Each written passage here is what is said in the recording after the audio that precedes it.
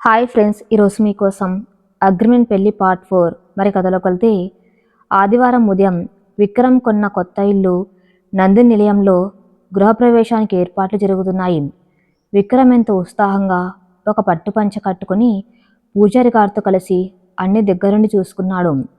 అతని ముఖంలో ఇన్నాళ్ళు లోపించిన ఆ కుటుంబ కళ ప్రశాంతత ఇప్పుడు స్పష్టంగా కనిపిస్తున్నాయి. కానీ నందిని గదిలో అద్దం ముందు నిలబడి కన్నీళ్లు పెట్టుకుంటుంది. రాత్రంతా పడుకోలేదు. విక్రమ్ పిల్లల గది గురించి చెప్పిన మాటలు, డాక్టర్ కార్తిక్ హెచ్చరికలు ఆమెను నిద్రపోనివ్వలేదు. నా ప్రాణం పోయినా పర్లేదు, కానీ ఆయన కళ్ళలు కాకూడదు. ఆయనకు ఒక అందమైన కుటుంబం, వారసులు కావాలి. ఆ సంతోషం నేను ఇవ్వలేనప్పుడు ఆయన జీవితంలో ఒక బరువుగా మారకూడదు. ఆయన నా మీద ద్వేషం పెంచుకునేలా చేయాలి. అప్పుడే నన్ను వదిలేసి ఇంకొక మంచి అమ్మాయిని పెళ్లి చేసుకుని సంతోషంగా ఉంటారు. ఆయన సంతోషం కోసం నేను ఆయన దృష్టిలో చెడ్డదానిగా మారడానికైనా సిద్ధమే అని మనసును రాయి చేసుకుంది. కన్నీళ్ళు తుడుచుకుని ముఖం మీద ఓ కృత్రిమమైన కోపాన్ని, నిర్లక్ష్యాన్ని పులుముకుని బయటికి వచ్చింది. ఎర్రటి పట్టుచీరలో ఆమెను చూడగానే విక్రమ్ కళ్ళు ఆనందంతో మెరిశాయి. రానందిని, పూజకు ముహూర్తం దగ్గర పడుతుంది, దేవుడి దగ్గర కూర్చో అంటూ ఆమె చేయి పట్టుకుపోయాడు విక్రమ్. నందిని అమాంతరం తన చేయి విదిలించుకుంది. నాకు ఈ పూజలు వ్రతాలు ఇష్టం లేదని మీకు తెలుసు కదా. అయినా ఈ పల్లెటూరు ఇల్లు ఏంటండి? ఆ పెంట్ హౌస్లో ఎంత లగ్జరీగా ఉండేదో. అక్కడ ఏసీలు, మోడ్రన్ ఫర్నిచర్ వదిలేసి ఈ పెంకుటింట్లో నన్ను బతకమంటారాం? నా వల్ల కాదు అని అందరి ముందు అరిచింది. విక్రమ్ ఒకసారిగా షాక్ అయ్యాడు. నిన్న దాకా ఆ ఇంటిని చూసి ఆనందంతో ఏడ్చిన నందిని ఈరోజు ఇలా మాట్లాడుతుందేంటి? పూజారి గారు పనివాళ్ళు వింతగా చూడడం గమనించి విక్రమ్ పరిస్థితిని చక్కదిద్దడానికి ప్రయత్నించాడు. నందిని, ఏమైంది నీకు? నిన్న నువ్వే కదా ఈ ఇల్లు చాలా బాగుందని అన్నావు. సరే, ముందు పూజలు కూర్చో, తర్వాత మాట్లాడుకుందాం అని బతిమలాడాడు. లేదు, నేను కూర్చోను, నాకు తలనొప్పి వస్తుంది, మీ పూజ మీరే చేసుకోండి అని చెప్పి విసురుగా గదిలోకి వెళ్ళి తలుపు వేసుకుంది నందిని. తలుపు వెనుక నిలబడి నోటి మీద చేయి వేసుకుని వెక్కి వెక్కి ఏడ్చింది.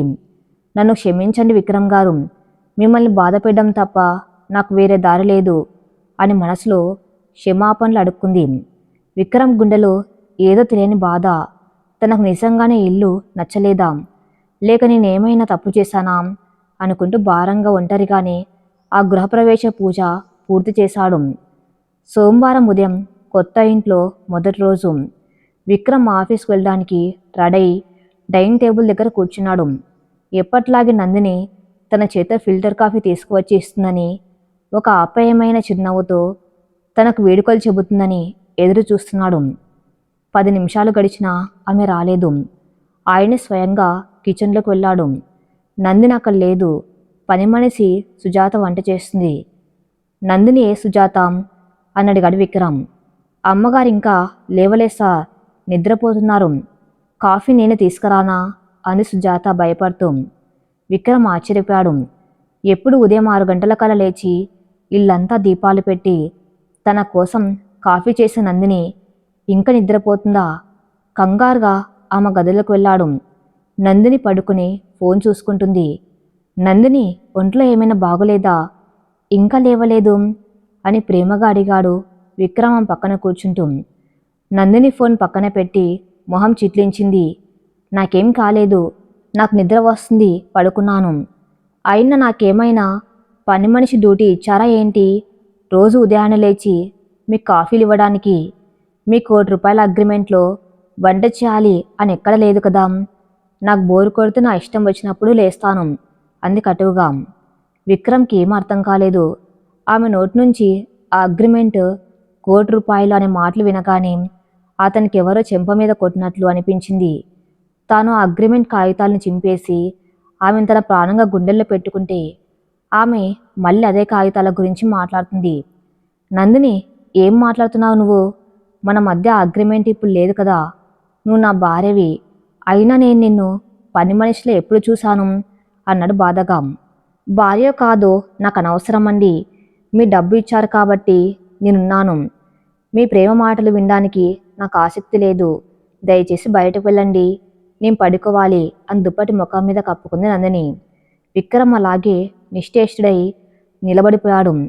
నిన్నటి వరకు తనతో కలిసి నవ్వి తన గుండెల మీద వాలిపోయిన నందిని ఒక్క రోజులో ఇలా ఎలా మారిపోయింది?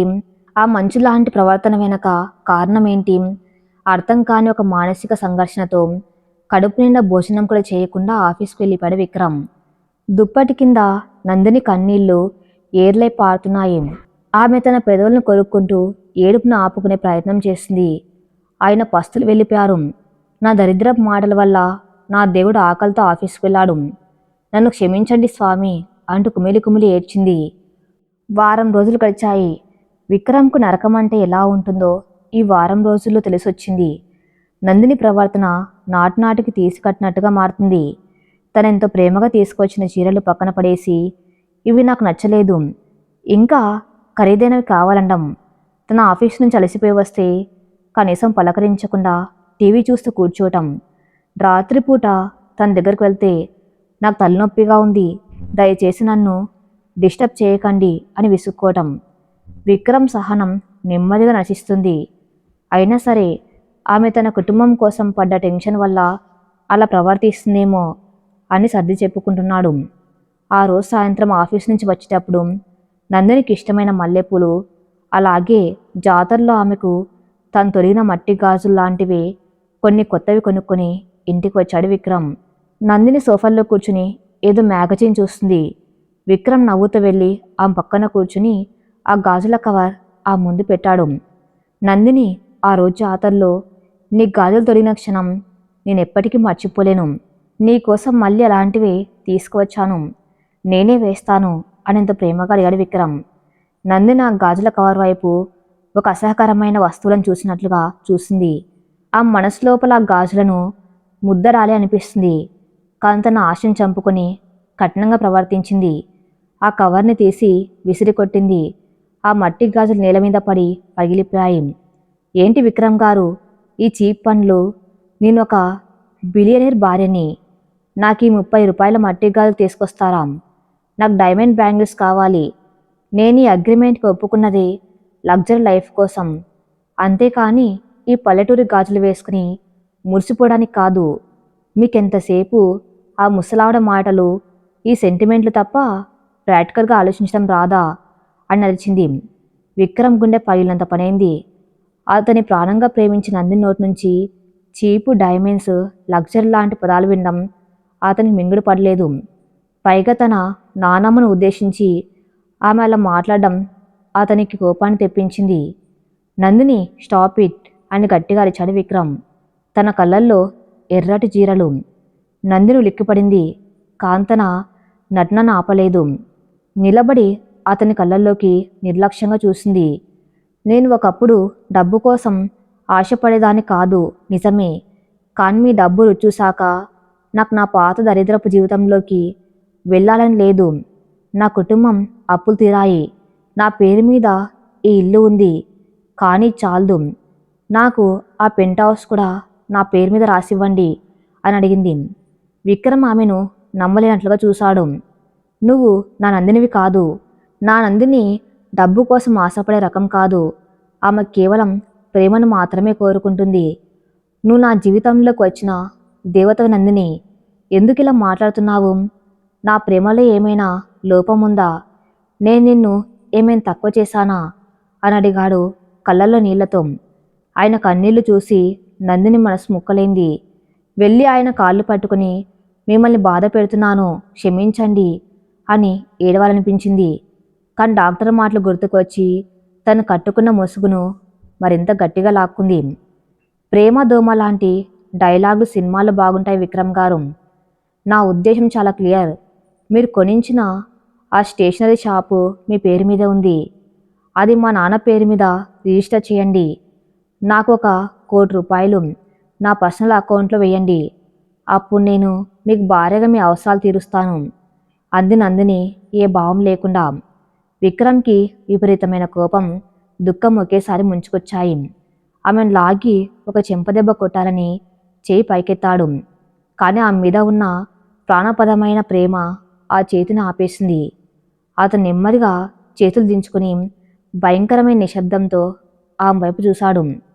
సరే నందిని, నీకు డబ్బే కావాలనుకుంటే రేపు ఉదయానికల్లా ఆ ఆస్తులు, డబ్బు అన్నీ నీ పేరు మీదకి వచ్చేస్తాయి. కానీ నాకు ఒక సమాధానం చెప్పు. మొన్న ఇంట్లోకి వచ్చినప్పుడు పిల్లల గది చూసి నువ్వు ఏడ్చావు కదా, ఆ కన్నీళ్లలో నా పట్ల ప్రేమ లేదా, నాతో ఒక కుటుంబం నిర్మించుకోవాలన్న ఆశ లేదా అని అడిగాడు. ఇదే సరైన సమయం అనుకుంది నందిని. ఆయన హృదయాన్ని శాశ్వతంగా ముక్కలు చేస్తేనే కానీ ఆయన తనను మర్చిపోలేడు అని నిర్ణయించుకుంది. పిల్లల పిచ్చికళ్ళు కనకండి విక్రమ్ గారు. నాకు పిల్లల్ని కనడం ఏమాత్రం ఇష్టం లేదు. నా ఫిగర్, నా అందం పాడవుతాయి. నాకు లగ్జరీగా బతకడం ఇష్టం. బాధ్యతలు మోయటం కాదు. మీ డబ్బులు అనుభవించడానికి నాకు ఈ అగ్రిమెంట్ ఒక లైసెన్స్.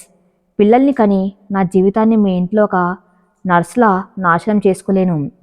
అయినా ఈ అగ్రిమెంట్ ఇంకో 10 నెలల్లో అయిపోతుంది.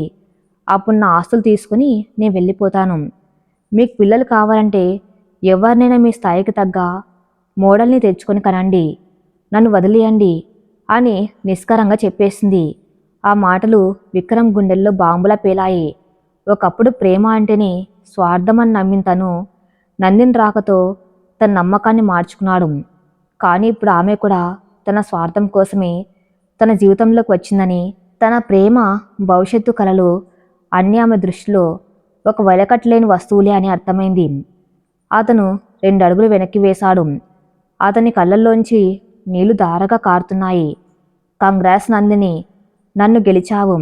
మనుషులంటే కేవలం డబ్బు, స్వార్థం కోసమే బతుకుతారని నాకున్న నమ్మకాన్ని మళ్ళీ రుజువు చేశావు. నా జీవితంలో నేనెవరిని ప్రాణంగా ప్రేమించలేదు, నిన్ను తప్ప. ఆ ప్రేమని రోజు నువ్వు నీ కాళ్ళ కింద వేసి తొక్కేశావు. నా పిల్లల తల్లిగా, నా ఇంటి మహాలక్ష్మిగా నిన్ను ఊహించుకున్నందుకు నాకు తగిన శాస్తి జరిగింది. నీకేం కావాలో రేపు ఉదయానికల్లా నీ ముందు ఉంటాయి. కానీ ఇకపై నా ప్రేమని ఏ రోజు నీ ముందు ప్రదర్శించను. ఈ క్షణం నుంచి మనం ఒకే ఇంట్లో ఉండే 2 అపరిచితులం మాత్రమే. నీ అగ్రిమెంట్ గడువు ముగియగానే నువ్వు స్వేచ్ఛగా వెళ్ళిపోవచ్చు అని ఎంతో బాధతో, కోపంతో, విరిగిన మనసుతో చెప్పి తన కారు తాళాలు తీసుకొని ఇంటి నుంచి బయటకు వెళ్ళిపోయాడు విక్రమ్. ఆయన వెళ్తున్నప్పుడు ఆ పగిలిన గాజు ముక్కలు ఆయన చెప్పుల కింద నలిగిపోతున్న శబ్దం నందిని గుండెను ముక్కలు చేసిన శబ్దంలా అనిపించింది. కారు స్టార్ట్ అయి వేగంగా గేట్ దాటి వెళ్ళిపోయిన శబ్దం వినగానే నందిని కింద పడిపోయింది. ఇల్లంతా నిశ్శబ్దంగా ఉంది.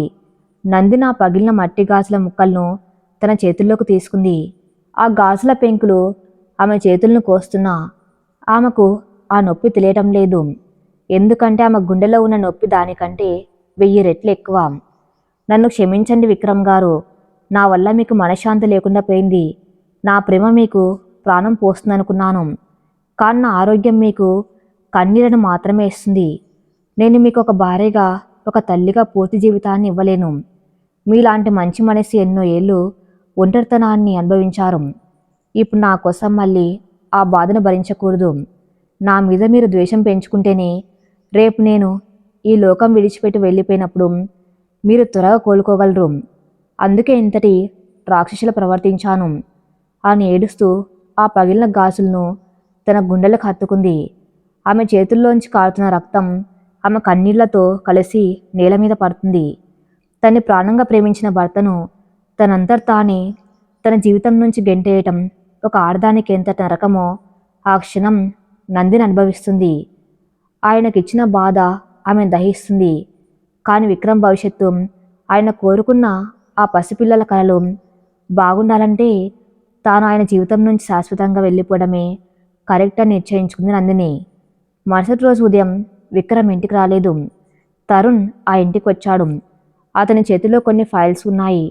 నందిని చూడగానే అతని కళ్ళల్లో ఒకప్పటి గౌరవం లేదు, ఒక రకమైన కోపం, అసహ్యం ఉన్నాయి. విక్రమ్, ఇవన్నీ మీకు ఇవ్వమన్నాను నందిని గారు. మీరు అడిగిన ఆ షాప్ పేపర్స్, మీ పర్సనల్ అకౌంట్లో ₹1,00,00,000 ట్రాన్స్ఫర్ చేసిన డాక్యుమెంట్స్. అతను నిన్న రాత్రంతా ఆఫీస్లోనే ఏడుస్తూ కూర్చున్నాడు. ఒక రాయి లాంటి వాడిని ప్రేమ పేరుతో కరిగించి మళ్ళీ అదే ప్రేమ పేరుతో వాడిని చంపేస్తున్నారు. మీకు డబ్బే ముఖ్యం అనుకుంటే ఆ రోజు మొదటి రోజే అడిగాల్సింది. వాడికి ఆశలు కల్పించి ఇంత దారుణంగా మోసం చేయాల్సింది కాదు అని ఆ ఫైల్స్ని టేబుల్ మీద విసిరేసి వెళ్ళిపోయాడు తరుణ్. ఆ ఫైల్స్ని చూస్తూ నందిని ఒక పిచ్చిదానిలో నవ్వింది. వెంటనే బోర్నయ్య ఇచ్చింది. ఆయనకు కావాల్సింది నేను కాదు దేవుడా, ఆయన్ని అర్థం చేసుకుని ఆయనకొక వారసునిచ్చే మంచి అమ్మాయి కావాలి. నేను ఈరోజు ఈ ఇంట్లోంచి ఆయన జీవితంలోంచి శాశ్వతంగా వెళ్ళిపోతున్నాను. ఆయన కలలు నెరవేర్చు అని ప్రార్థించింది. తన బట్టలు అన్నీ సర్దుకుంది. తను తీసుకువచ్చిన ఆ పాత చిన్న సూట్ కేస్ మాత్రమే తీసుకుంది. విక్రమ్ కొనిచ్చిన నగలు, చీరలు, ఆ ప్రాపర్టీ పేపర్స్ అన్నీ ఆ బెడ్రూమ్లోని టేబుల్ మీదే వదిలేసింది. తన మెల్లో మంగళసూత్రాన్ని ఒక్క క్షణం చేతుల్లోకి తీసుకుంది. కన్నీళ్లతో ముద్దాడి దాన్ని తీసి ఆ ఫైల్స్ పక్కన పెట్టింది. ఒక చిన్న కాగితం తీసుకుని వణుకుతున్న చేతులతో 2 ముక్కలు రాసింది. నన్ను క్షమించండి, నేను ఈ అగ్రిమెంట్ నుంచి తప్పుకున్నాను. నాకు ఇవేమీ వద్దు. మీ భవిష్యత్తు, మీ జీవితం సంతోషంగా ఉండాలని కోరుకున్నాను. సెలవు నందిని. ఆ చీటిని టేబుల్ మీద పెట్టి తన సూట్ కేస్ పట్టుకుని ఆ ఇంటి గుమ్మం దాటి బయటకు అడుగుపెట్టింది నందిని. ఆమె వెళ్తున్న దారి ఎక్కడికో ఆమెకు తెలియదు. కానీ విక్రమ్ ప్రపంచం నుంచి మాత్రం శాశ్వతంగా దూరం అయిపోవాలని ఆమె నిర్ణయించుకుంది. రాత్రి 8 గంటలు. ఆఫీసులో ఎంత పని ఉన్నా విక్రమ్ మనసు నిలకడగా లేదు. నిన్న రాత్రి నందిని అన్న మాటలు అతన్ని బాధిస్తున్నా ఎక్కడొక మూల చిన్న ఆశ. తన ఇంటికి వెళ్ళేసరికి ఆ మనసు మారి ఉంటుందేమోనని. తరుణ్ ఇచ్చిన ఫైల్స్ చూసి నా ప్రేమ ముందు ఈ ఆస్తులు ఎంత చిన్నవో ఆమెకు అర్థమై ఉంటుందని ఆశపడ్డాడు. కార్ డ్రైవ్ చేసుకుంటూ నందిని నిలయం చేరుకున్నాడు. ఇల్లంతా చీకటిగా ఉంది. ఒక లైట్ కూడా వెలగలేదు. గుమ్మం దగ్గర ఆమె వేసుకునే చెప్పులు లేవు. విక్రమ్ గుండెల్లో ఏదో తెలియని భయం మొదలైంది. నందిని, నందిని అని పిలుచుకుంటూ లోపలికి అడుగుపెట్టాడు. జవాబు లేదు. హాల్ అంతా నిశ్శబ్దం. నేరుగా బెడ్రూమ్లోకి పరిగెత్తాడు. లైట్ వేసి చూసేసరికి గది మొత్తం ఖాళీగా అనిపించింది. అల్మారా తలుపులు తెరచి ఉన్నాయి. ఆమె తీసుకువచ్చిన ఆ పాత చిన్న సూట్ కేసు అక్కడ లేదు. కానీ ఆమెకు తను కొనించిన ఖరీదైన చీరలు, నగలు అన్నీ పక్కనే పడి ఉన్నాయి. అతని చూపు నెమ్మదిగా డ్రెస్సింగ్ టేబుల్ మీదకు మళ్ళింది. అక్కడ తరుణ్ ఉదయం ఇచ్చి వెళ్ళిన ఆస్తిపత్రాలు, ₹1,00,00,000 బ్యాంక్ సెటిల్మెంట్ ఫైల్స్ అలాగే ఉన్నాయి. వాటి మీద తను స్వయంగా ఆ మెల్లో వేసిన మంగళసూత్రం, దాని పక్కన ఒక చిన్న కాగితం ముక్క. విక్రమ్ చేతులు వణకడం మొదలైంది. ఆ కాగితాన్ని తీసుకుని చదివాడు. నన్ను క్షమించండి, నేను ఈ అగ్రిమెంట్ నుంచి తప్పుకుంటున్నాను. నాకు ఇవేమీ వద్దు. మీ భవిష్యత్తు, మీ జీవితం సంతోషంగా ఉండాలని కోరుకున్నాను. సెలవు నందిని. ఆ 2 వాక్యాలు విక్రమ్ మెదడును మొద్దుబార్చాయి. డబ్బు కోసమే కదా ఇదంతా అన్నావు నందిని. కోట్ల విలువ చేసే ఆస్తులు నీ పేరు మీద రాస్తే వాటిని వదిలేసి ఎందుకు వెళ్ళిపోయావు? నీకు డైమండ్స్, లగ్జరీ కావాలన్నావు కదా. ఈ మంగళసూత్రాన్ని ఎందుకు ఇక్కడే వదిలేశావు? ఆ ప్రశ్నలు అతన్ని ఉక్కిరి బిక్కిరి చేశాయి. అప్పుడు అతనికి నెమ్మదిగా ఒక నిజం బోధపడడం మొదలైంది. నందిని డబ్బు కోసం ఆశపడే మనిషి కాదు. ఆమె అలా నటించింది. తనను ద్వేషించేలా చేయటానికి, తనను దూరం పెట్టడానికి ఆమె కావాలని ఆ నాటకం ఆడింది. కానీ ఎందుకు? తను ప్రాణంగా ప్రేమించే భర్తను వదిలి వెళ్ళవలసిన అవసరం ఆమెకేమొచ్చింది? ఆ మంగళసూత్రాన్ని గుండెలకు హత్తుకుని అక్కడే నేల మీద కూలబడిపోయాడు విక్రమ్. నందిని, ఎంత పని చేశావే, నా ప్రాణం తీసి వెళ్ళిపోయావా అంటూ బోర్న విలపించాడు. ఆ పెద్ద ఇంట్లో అతని ఏడుపు ప్రధ్వనిస్తుందే కానీ ఓదార్చే ఆప్యాయమైన చెయ్యక్కర్లేదు. మరుసటి రోజు ఉదయం విక్రమ్ కళ్ళు ఎర్రబడి ఉన్నాయి. రాత్రంతా అతను నిద్రపోలేదు. నందిని తన పుట్టింటికి వెళ్ళి ఉంటుందని ఒక చిన్న ఆశతో కారు తీసుకుని రామారావు గారింటికి బయలుదేరాడు. ఇంటి ముందు కారు ఆగ్గానే రామారావు గారు, పార్వతి గారు కంగారుగా బయటకు వచ్చారు. విక్రమ్ ముఖం చూసి వాళ్ళు భయపడ్డారు. ఏంటి బాబుగారు, ఏమైంది? ముఖం అలా పాలిపోయింది. నందిని ఏది, మీతో రాలేదా అని అడిగారు పార్వతి గారు. ఆ మాటతో విక్రమ్ ఆశలు అడియాశలయ్యాయి. ఆమె ఇక్కడికి రాలేదా అంటే ఎక్కడికి వెళ్ళింది? ఆ భయం అతన్ని దహించి వేస్తున్నా రామారావు గారి గుండె జబ్బు గుర్తుకొచ్చి తన టెన్షన్ను దాచుకున్నాడు. ఏం లేదు అత్తయ్య, నిన్న రాత్రి మా మధ్య ఒక చిన్న గొడవ జరిగింది. అల్లిగి ఎక్కడికి వెళ్ళిపోయింది. ఇక్కడికి వచ్చి ఉంటుందని అనుకున్నాను అని కవర్ చేసే ప్రయత్నం చేశాడు. రామారావు గారి ముఖంలో ఆందోళన. గొడవ? మా నందిని ఎవరిని పన్నెత్తి మాట అందే. ఎక్కడికి వెళ్ళిపోయి ఉంటుంది? ఒకవేళ ఆ దేవుడి గుడికి కానీ స్కూలుకి కానీ వెళ్ళి ఉంటుందా అని కంగారు పడ్డారు. మీరు భయపడకండి మామయ్య గారు, నాది పూచి ఆమె ఎక్కడున్నా సరే నేను వెతికి తీసుకువస్తాను. నేను ఆమెను ఏమనలేదు, కేవలం చిన్న అపార్థం అంతే. దయచేసి మీరు టెన్షన్ పడి ఆరోగ్యం పాడు చేసుకోకండి అని వాళ్ళకు ధైర్యం చెప్పి అక్కడి నుంచి బయలుదేరాడు విక్రమ్. బయటకు రాగానే అతని కళ్ళల్లో కన్నీళ్లు సుళ్ళు తిరుగుతున్నాయి. ఎక్కడికి వెళ్ళావు నందిని? ఈ పెద్ద ప్రపంచంలో నేను ఎక్కడని వెతకాలి అని మనసులోనే కుమిలిపోయాడు. తన ఆఫీస్ స్టాఫ్ని, ప్రైవేట్ డిటెక్టివ్స్ని రంగంలోకి దించాడు. నగరంలోని బస్టాండ్స్, రైల్వే స్టేషన్లు అన్ని గాలించడం మొదలుపెట్టాడు. మధ్యాహ్నమైంది. విక్రమ్ నందిని పనిచేసే స్కూల్కి వెళ్ళాడు. ప్రిన్సిపల్ని కలిసి అడిగాడు. నందిని ఉదయం నాకు ఈమెయిల్లో రెసిగ్నేషన్ లెటర్ పంపింది సార్. తన వ్యక్తిగత కారణాల వల్ల ఇక స్కూల్కి రాలేను అని చెప్పింది అని ప్రిన్సిపల్ చెప్పగానే విక్రమ్కి చివరి ఆశ కూడా పోయినట్టయింది. అంటే ఆమె పక్క ప్లాన్తోనే ఈ నగరం విడిచి వెళ్ళిపోయిందా? అప్పుడే విక్రమ్కి తరుణ్ నుంచి ఫోన్ వచ్చింది. విక్రమ్, నువ్వు అర్జెంటుగా పెంట్ హౌస్కి రా, నాకు ఇక్కడ ఒక ముఖ్యమైన ఆధారం దొరికింది అన్నాడు తరుణ్ కంగారుగా. విక్రమ్ వెంటనే కారును బంజారా హిల్స్లోని పెంట్ హౌస్కి పోనిచ్చాడు. అక్కడికి వెళ్ళేసరికి తరుణ్ చేతిలో ఒక పాత హ్యాండ్ బ్యాగ్ ఉంది. నందిని కొత్త ఇంటికి వెళ్ళేటప్పుడు కొన్ని పాత వస్తువులు ఇక్కడే వదిలేసి వెళ్ళింది కదా. ఈరోజు క్లీనింగ్ వాళ్ళు వచ్చి ఈ బ్యాగ్ని చూసి నాకు ఇచ్చారు. ఇందులో ఇదిగో ఈ విజిటింగ్ కార్డు, కొన్ని మెడికల్ రిపోర్ట్స్ ఉన్నాయి అంటూ ఒక ఫైల్ని విక్రమ్ చేతిలో పెట్టాడు. విక్రమ్ ఆ ఫైల్ తెరిచి చూశాడు. అది ఒక కార్పొరేట్ హాస్పిటల్కి చెందిన రిపోర్టు. అందులో డాక్టర్ కార్తిక్ కార్డియాలజిస్ట్ అని ఉంది. కార్డియాలజిస్ట్ నందిని గుండె డాక్టర్ని ఎందుకు కలిసింది? ఆమెకు గుండె సంబంధిత వ్యాధి ఏమైనా ఉందా? విక్రమ్కి ఏం అర్థం కాలేదు.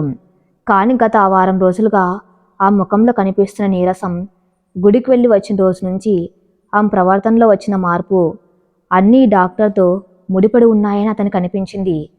తరుణ్, మనం వెంటనే ఈ హాస్పిటల్కి వెళ్ళాలి అని చెప్పి ఫైల్ పట్టుకుని పరిగెత్తాడు Vikram. Corporate hospital. Doctor Karthik తన క్యాబిన్లో పేషెంట్స్ రిపోర్ట్స్ చూసుకున్నాడు. అప్పుడే తలుపు తీసుకుని లోపలికి వచ్చాడు Vikram. Tarun, excuse me, appointment లేకుండా ఇలా లోపలికి రావటం కరెక్ట్ కాదు అన్నాడు కార్తిక్ కోపంగా. విక్రమ్ ఆ ఫైల్ని డాక్టర్ టేబుల్ మీద పెట్టి, నేను నందిని భర్తను డాక్టర్, నా పేరు విక్రమ్, నా భార్య రిపోర్ట్స్ ఇవి. అసలు ఆమెకి ఏమైంది? నా దగ్గర ఎందుకు ఈ విషయం దాచింది అని అడిగాడు ఉద్వేగంతో. నందిని భర్త అనగానే డాక్టర్ కార్తిక్ కుర్చీలోంచి లేచి నిలబడ్డాడు. అతని ముఖంలో కోపం స్పష్టంగా కనిపిస్తుంది. ఓ, మీరేనా విక్రమ్ అంటే? కనీసం ఇప్పుడైనా మీకు మీ భార్య ఆరోగ్యం గురించి తెలుసుకోవాలనిపించిందే. సంతోషం. అసలు మీరు ఆమెను ఎలా చూసుకున్నారు మిస్టర్ విక్రమ్? ఆమె ఒక పేషెంట్ అన్న కనీస స్పృహ మీకుందా అని నిలదీశాడు. విక్రమ్ షాక్ అయ్యాడు. పేషెంట్ ఏం డాక్టర్? ఆమె ఆరోగ్యంగానే ఉంది కదా. మాకు పెళ్ళై 6 నెలలు అవుతుంది. ఆమె ఎప్పుడు అనారోగ్యంతో బాధపడలేదన్నాడు. కార్తిక్ నిట్టూర్చి తన సిస్టంలో నందిని ఫైల్ ఓపెన్ చేశాడు. కూల్ మిస్టర్ విక్రమ్, మీకు నిజంగానే ఏమీ తెలియదా? 5 ఏళ్ల క్రితం నందినికి ఒక మేజర్ యాక్సిడెంట్ జరిగింది. అప్పుడు నేను ఆమెకు ఒక సర్జరీ చేశాను.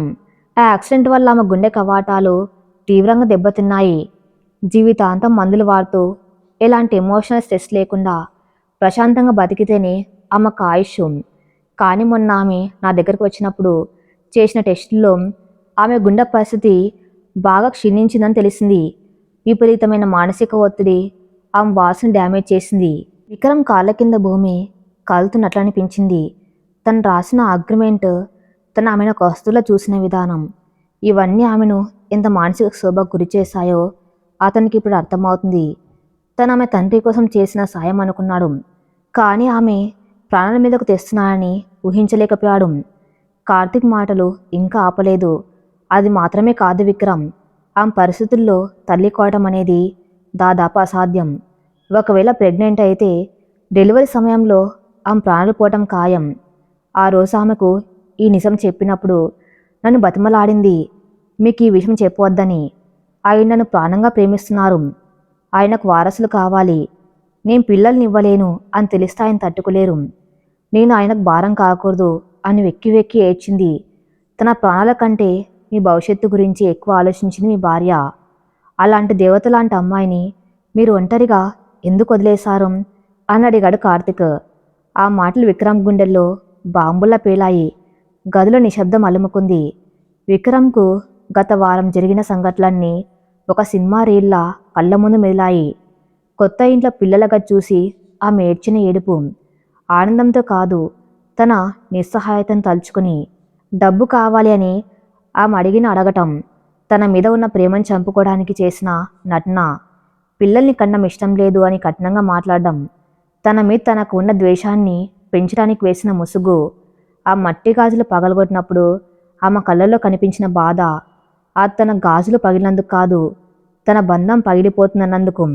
మై గాడ్ అంటూ విక్రమ్ అక్కడే ఉన్న కుర్చీలో కుప్పగులిపాడు. 2 చేతులతో ముఖం కప్పుకొని చిన్న పిల్లల బోర్న ఏడ్చేశాడు. నేను ఎంత పెద్ద తప్పు చేశాను డాక్టర్. ఆమె ప్రేమ నేను అర్థం చేసుకోలేకపోయాను. ఆమె డబ్బు కోసం కకృతి పడేదానివి అని దారుణంగా తిట్టాను.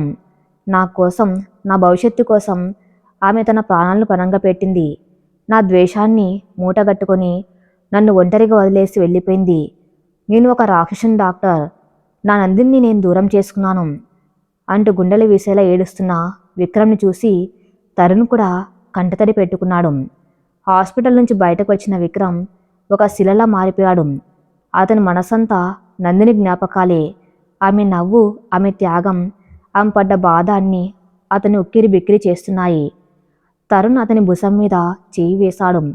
బాధపడకు విక్రమ్, నందిని త్యాగం వెనక ఉన్న ప్రేమ ఎంత స్వచ్ఛమైందో ఇప్పుడు మనకు తెలిసింది.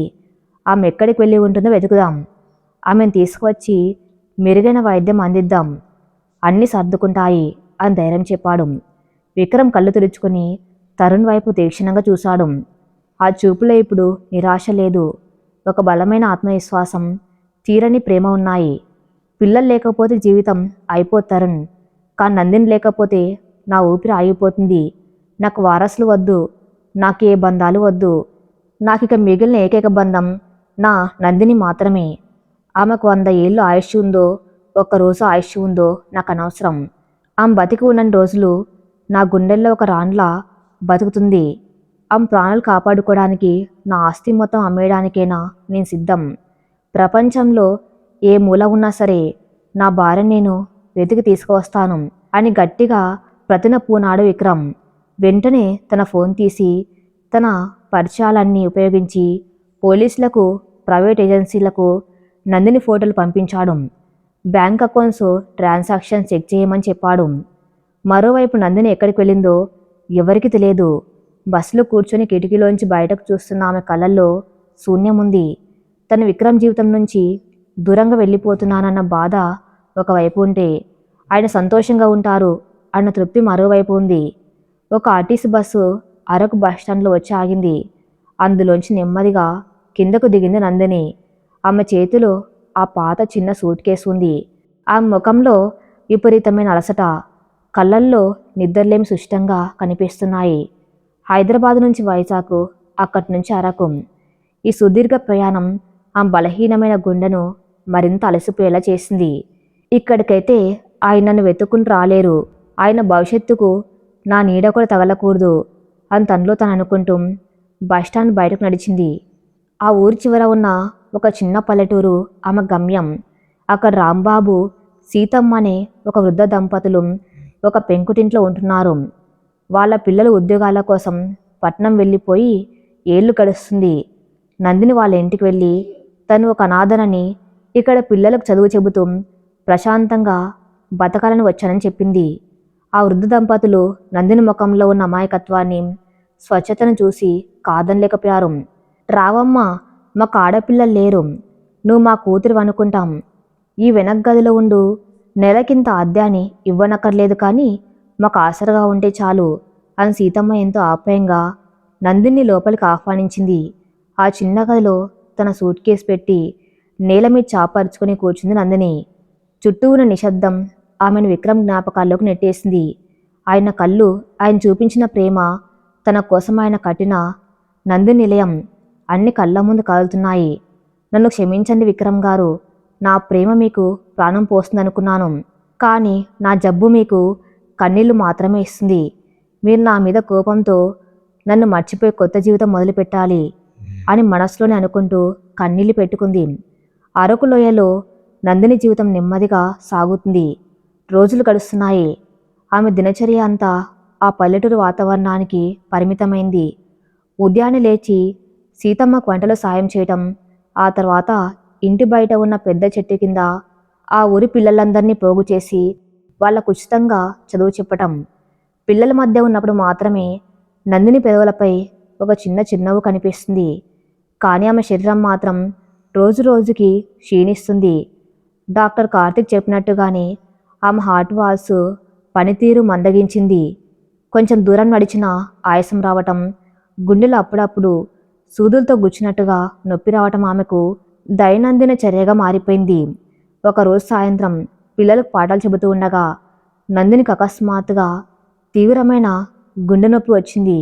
ఊపిరి ఆడక ఛాతీ పట్టుకుని చెట్టు కాండాల్ని ఆనుకొని కింద కూలబడిపోయింది. టీచర్ టీచర్ ఏమైంది అని పిల్లలు కంగారుగా ఆమె చుట్టూ చేరారు.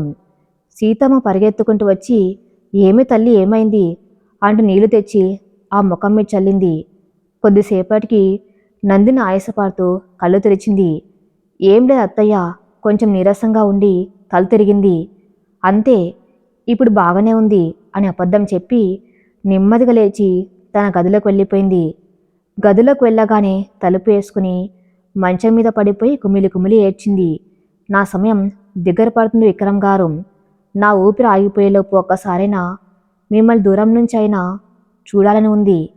కానీ నా స్వార్థం కోసం మీ జీవితాన్ని నాశనం చేయలేను కదా అని తనలో తాను గొనుక్కుంటూ తన సూట్ కేసులో దాచుకున్న విక్రమ్ ఫోటోను గుండెలకు హత్తుకుంది. ఆమె కన్నీళ్ళు ఆ ఫోటోను తడుపుతున్నాయి. తన ప్రాణం తన చేతుల నుంచి జారిపోతున్నా సరే తను తీసుకునే నిర్ణయం సరైనదే అన్న మొండి పట్టుదలతో ఆ నొప్పిని భరిస్తుంది నందిని. మరోవైపు హైదరాబాదులో విక్రమ్ పరిస్థితి వర్ణాతీతంగా ఉంది. నందిని వెళ్ళిపోయి 2 వారాలు దాటింది. ఆ 2 వారాల్లో విక్రమ్ ఒకసారి కూడా ఆఫీస్కి వెళ్ళలేదు.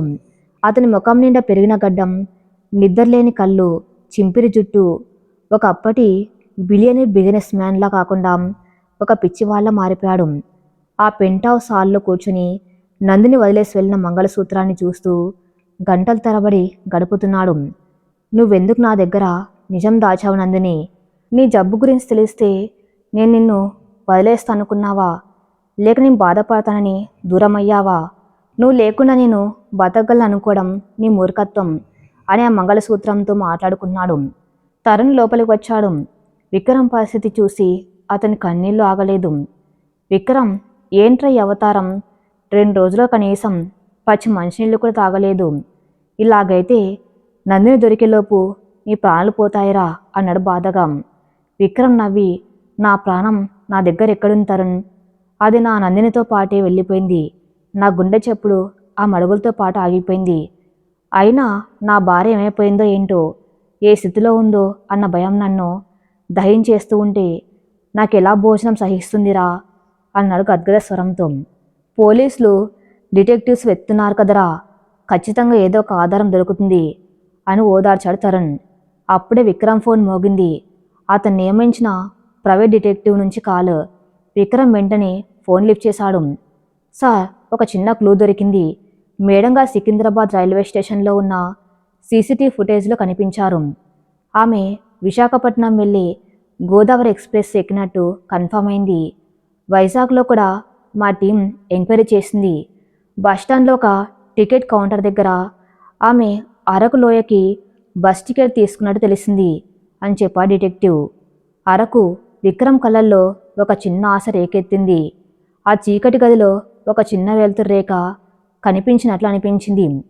కార్తీ, తరుణ్, మనం వెంటనే అరకు వెళ్తున్నాం అంటూ గబగబా లేచి తన జేబులో ఆ మంగళసూత్రాన్ని భద్రంగా పెట్టుకొని బయటకు పరిగెత్తాడు విక్రమ్. నందిని దొరికిందన్న ఆశ అతనికి మళ్ళీ ప్రాణం పోసింది. మరుసటి రోజు మధ్యాహ్నానికి విక్రమ్, తరుణ్ అరకు లోయకు చేరుకున్నారు. ఆ చల్లటి వాతావరణం, మంచు విక్రమ్కి మాత్రం ఆటంకం అనిపించడం లేదు. అతని కలల్లో ఒకటే లక్ష్యం, నందిని ఎలాగైనా వెతికి పట్టుకోవడం. చేతులు నందిని ఫోటో పట్టుకుని ప్రతి వీధిలో, ప్రతి దుకాణం దగ్గర, ప్రతి ఆటో వాడిని అడుగుతూ తిరుగుతున్నాడు. అన్నా, ఈ అమ్మాయిని ఎక్కడైనా చూసారా? తన భార్య తప్పిపోయింది. దారిన పోయే ప్రతి ఒక్కరిని అడుగుతున్నాడు. చాలామంది తెలియదు అని తల ఊపుతున్నారు. విక్రమ్కి నిరాశ ముంచుకొస్తుంది. అయినా అతను వెనక్కి తగ్గలేదు. ఉదయం నుంచి సాయంత్రం వరకు ఆ కొండ ప్రాంతంలోని చిన్న చిన్న పల్లెటూర్లను కూడా జల్లెడ పడుతున్నాడు. అతని కాళ్లకు బొబ్బలు వచ్చాయి. గొంతు ఎండిపోయింది. కానీ ఆ మండుతున్న గుండె ముందు ఇవేవి అతనికి లెక్కలేదు. సాయంత్రం 5 గంటల సమయం. ఒక చిన్న టీ కొట్టు దగ్గర ఆగాడు విక్రమ్. టీ కొట్టు యజమానికి ఫోటో చూపించాడు. ఆ యజమాని ఫోటోని కళ్ళద్దాలు పెట్టుకుని పరీక్షగా చూసి, అరే, ఈ పిల్ల మన రాంబాబు తాత ఇంట్లో అద్దెకు దిగిన కొత్త టీచర్ అమ్మలాగుందే. అవును బాబు, ఈ పిల్లే. రోజు పొద్దున్నే ఆ గుడి పక్కన ఉన్న మర్రి చెట్టు కింద మన ఊరి పిల్లలందరికీ చదువు చెప్తుంది. చాలా మంచి పిల్ల బాబు అని అన్నాడు. విక్రమ్ గుండె ఆగిపోయినంత పనైంది. అతని కళ్ళల్లోంచి ఆనంద బాష్పాలు రాలాయి. ఎక్కడన్నా ఆ ఇల్లు?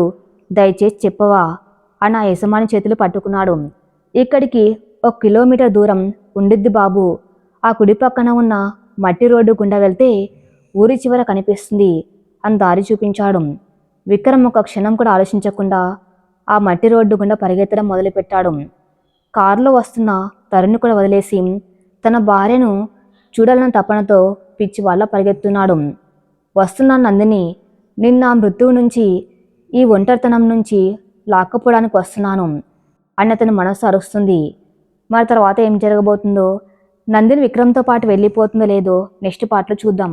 నెక్స్ట్ పార్ట్ కోసం నా ఛానల్ని ఫాలో అవుతూనండి. Thank you for listening.